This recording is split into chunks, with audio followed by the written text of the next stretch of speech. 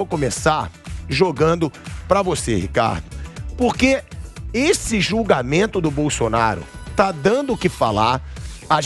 Eu já vi o Pavinato dando aulas e aulas aqui na Jovem Pan sobre toda essa situação.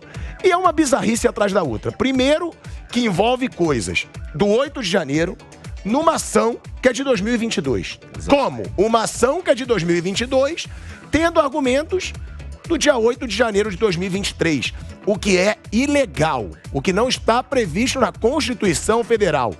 E ainda, essa situação de você querer tornar o Bolsonaro a todo custo inelegível, de uma forma muitas vezes covarde, né, Ricardo? Exatamente, Thiagão. Boa tarde a você, boa tarde a toda a galera aqui do Tá Na Roda. Olha, eu acho que esse julgamento do Bolsonaro, primeiro, é um julgamento político. Querem caçar o Bolsonaro de qualquer maneira. Independente de gostar ou não, tá se juntando vários trapinhos, vários detalhes aí numa ação que vale a pena a nossa audiência aqui entender uma ação do PDT que foi movida lá porque o Bolsonaro convocou alguns embaixadores para se manifestar contrário ao sistema eleitoral brasileiro. Independente de concordar ou não com o pensamento, à época do Bolsonaro eu particularmente não concordo, acho que aquilo não levou ninguém para lugar nenhum, não deveria ter sido feito, na minha opinião, mas não é motivo para tornar o Bolsonaro inelegível. E essa é a ação, essa bizarrice toda que o PDT puxou e que agora o TSE, a qualquer custo, a liderança aí do nosso querido Alexandre de Moraes, quer cortar a cabeça do Bolsonaro. Isso é um absurdo. Acho que em algumas oportunidades que a gente teve aqui no Linha de Frente do nosso amigo Pavinato, o Pavinato já deu aula mostrando que juridicamente não faz sentido algum. Se quisesse processar o Bolsonaro, quem tinha que o fazer era a Câmara dos Deputados à época, que não fez, que passou, e agora colocaram aí uma investigação eleitoral com o objetivo de tirar o Bolsonaro do jogo político. E até 2026. Porque, Ricardo, tem um argumento de que ele usou a sua autoridade como presidente da República para benefício próprio nas eleições. Abuso do poder político, que não é verdade. De acordo, né, a gente já viu aqui na Jovem Pan várias vezes, especialistas em direito também falando, ele questionou o processo eleitoral no geral. Ele não fez para um benefício próprio. Exatamente. E outra coisa que eu também vou botar na roda já para todo mundo que tá aqui, o Bolsonaro ele não foi a única pessoa que questionou. Nós tivemos mais de 200 deputados que votaram pelo voto impresso. Por quê? Por questionar essa situação. Então isso também foi usado pela defesa. Não foi só ele que questionou, é um questionamento. Sim. E aí é o que está sendo usado contra ele, quando né? Tem um abuso... Você está concordando? É verdade. Também? Inclusive partidos de esquerda, né, defendiam o voto impresso auditável.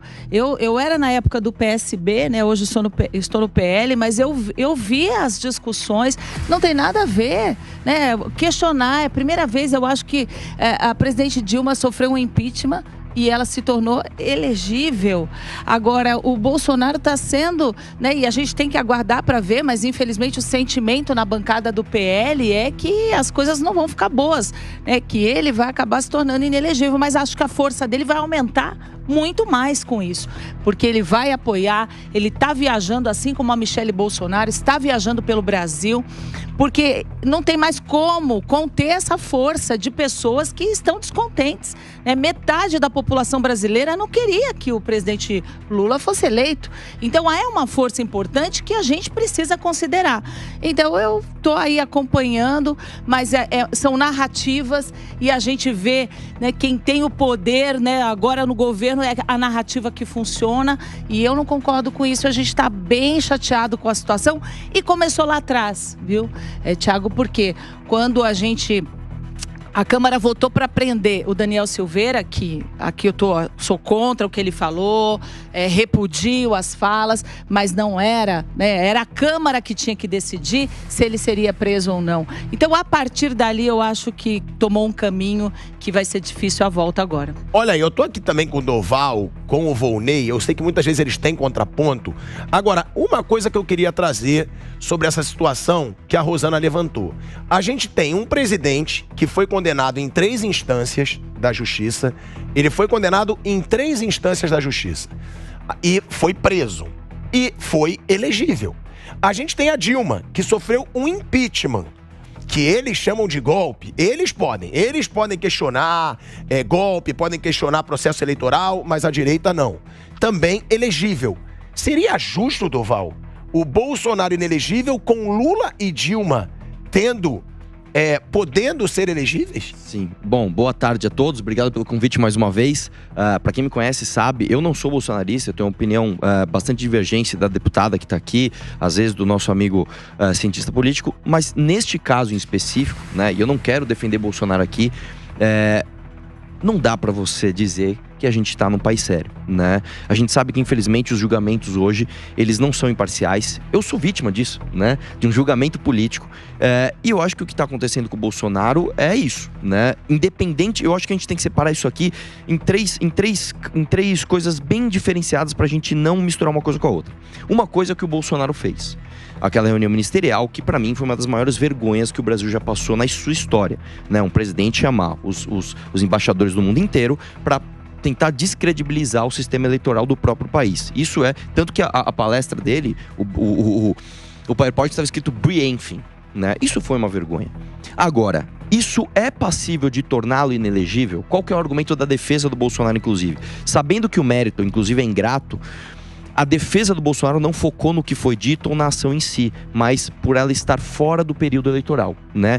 Que aí você precisa ir de especialistas em direito para dizer se aquilo é ou não plausível, tal. A defesa diz, olha, o que ele fez foi fora de tom, foi errado, mas não estava no período eleitoral. E aí, isso deve ou não torná-lo inelegível?